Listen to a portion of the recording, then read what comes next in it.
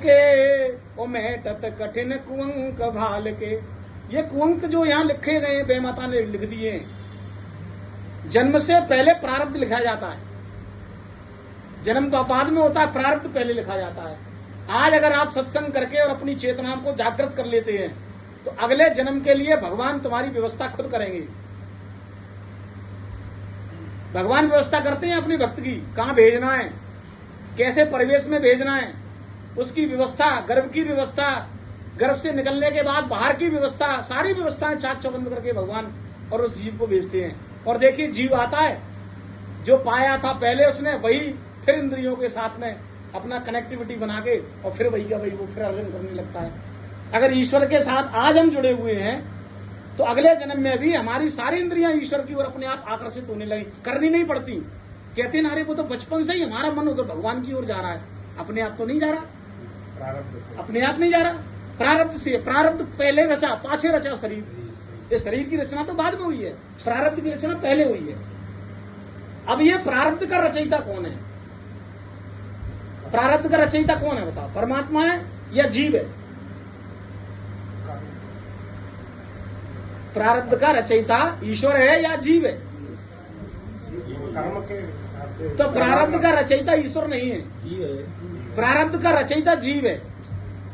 आप अपना जन्म क्या लेना चाहते हो ये आप पर निर्भर करता है। शक्ति सामर्थ्य देके परमात्मा ने आपको इस धराधाम पे भेजा है। ऐसा कोई जीव नहीं है जो भगवत प्राप्ति न कर पाए, कोई भी ऐसा जीव नहीं है जो भगवत प्राप्ति न कर पाए नर्तनधारियों में, क्योंकि विशेष सत्ता, विशेष पावर देके परमात्मा ने हर जीव को भेजा है और स्वतंत्र करके भेजा है। ईश्वर का कोई इंटरफेयर नहीं है। तुम औंधे चलने लगो तो ईश्वर का इंटरफेयर नहीं है, तुमको रोकने भी नहीं आएगा और तुमको टोकने भी नहीं आएगा। और जिस दिन गधा बन के बोझा ढोगे उस दिन पूछने भी नहीं आएगा क्या हुआ शर्मा जी, कैसे लदे रहो, अच्छा लग रहा है, वो ये भी कहने नहीं आएगा। वो कहता है मैंने तो स्वतंत्र बना दिया, अब कैसे चलना है ये आप जानो। फिर भी देखो उसको संतुष्टि नहीं हुई, उसे मालूम था ये कामना से जन्मा जीव है, क्योंकि मैंने कामना से पैदा किया है। भगवान की तो कामना हुई थी एकम बहुश्यामी। अकेले ब्रह्म को जब आनंद नहीं आया तो जैसे अपन टेलीविजन ले आते हैं घर में, अकेले बोर हो रहे हैं तो क्या करें, अगर टीवी ले आए, टीवी ले आए, फिर वहां में नए कनेक्शन ले लेते हैं, फिर आराम से जो देखना होता है चैनल बदल बदल के देखते हैं। तो ऐसे ही भगवान ने भी ये प्रकृति रूपी टीवी बनाई और टीवी में ये सबरे चित्र बना दिए, एकम बहुश्यामी, एक से अनेक हो जाऊं। अब वो बैठे बैठे आनंद ले रहे हैं। देखो टीवी में मारधाड़ होती है, देखने वाले को कोई फर्क नहीं पड़ता। एक्सीडेंट बड़े बड़े हो जाते हैं टेलीविजन में, हमें कोई फर्क नहीं पड़ता। बम ब्लास्ट हो गए, कोई फर्क नहीं पड़ता। कुछ भी हो जाए टेलीविजन में, कोई फर्क नहीं पड़ता। ऐसे ही तुम्हारे जीवन में, इस प्रकृति में कुछ भी हो जाए, परमात्मा को कोई फर्क नहीं पड़ता। भगवान कह रहे हैं ना तेरे सुखों को मैं ग्रहण करता हूं, ना तेरे दुखों को मैं ग्रहण करता हूं। मैं सुख दुख दोनों से परे हूं और हम सुख दुख दोनों में लिप्त हैं। जिस दिन हम भी ये परे होने की विधि सीख लेंगे उस दिन हम ब्रह्म हो जाएंगे। जिस दिन हम ये सीख लेंगे सुख दुख से परे होने की विधि, उस दिन हम भी ब्रह्म हो जाएंगे। तो सुख दुख से परे होने की विधि क्या है? तो सुख दुख से परे होने की एक ही विधि है कि धीरे धीरे प्रभु का स्मरण करते चलो, भगवान का नाम लेते चलो। आइए, बैठिए, गाइए और पाइए, तुरंत मिलता है। यहाँ उधारी नहीं है, सब में उधारी चलती है, राम नाम में कोई उधारी नहीं है। संत कहते हैं आइए, जो भटक रहे हैं संसार में वो बुलाते हैं आइए, बैठिए, गाइए, पाइए। गाते ही तुरंत मिलता है। आपने राम कहा, आप उतनी देर के लिए राम हो गए, अभी आपकी अनुभूति नहीं है जी।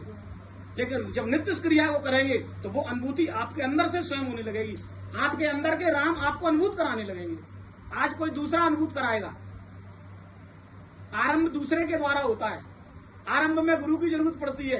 एक दिन वही गुरु जो सामने बैठा था वो आपके हृदय में बैठ के रथी हो जाता है, आपकी इंद्रियों से देखता है, आपके कानों से सुनता है, आपके हाथों से कर्म करता है। और जिस दिन ये हमको भान हो जाए कि हमारा गुरु हमारे अंदर रथी है, मैं दावा करता हूं जिंदगी में आपसे कभी गलती हो नहीं सकती। आप कभी जीवन में गलत कर नहीं सकते। अभी तो आपको मुझे लगता है कौन देख रहा है मुझे, दीवार के बापार से कोई कांड करे आओ तुम, कौन देख रहा है तुम्हें? ये हमारे अंदर भ्रम है अभी। लेकिन सत्संग से सुमिरन से जब हमारी प्रज्ञा ऊपर की ओर उठने लगेगी, हमको ये समझ में आने लगेगा कि हमारे अंदर कोई परम तत्व बैठा है जो देख रहा है। और जब कोई 24 घंटे तुमको देख रहा होगा, क्या गलती कर सकते हो आप? गलती होगी आपसे? अगर कोई लगे कोई हमको देख रहा है, कोई हमको ऑब्जर्व कर रहा है, सर्च कर रहा है, तो आपसे कभी गलती नहीं होगी। अभी हमको ये लगता है हमें कोई नहीं देख रहा, बंद कमरे में कुछ भी कर लो, कौन देख रहा है? लेकिन भैया कोई देखे ना देखे, तुम तो देख रहे हो और तुम्हारे अंदर बैठा रहा। अगर तुम में देखने की ताकत है तो फिर अंदर बैठा प्रभु भी देख रहा है। जिस दिन ये सत्य आपके मन में बैठ जाए, एक भी ऐब नहीं कर सकते आप। कर सकते हो क्या बताओ? खुला छूट है मेरी, कोई भी आ जाए चाहे। जिस दिन उसको ये अनुभूत हो जाए कोई नहीं देख रहा, मैं देख रहा हूं, और मेरे अंदर बैठे परमात्मा देख रहे हैं, अभी उसको इस बात का बोध ही नहीं है कि मेरे अंदर भी कोई बैठा है। ये उसकी अनभिज्ञता है। कितनी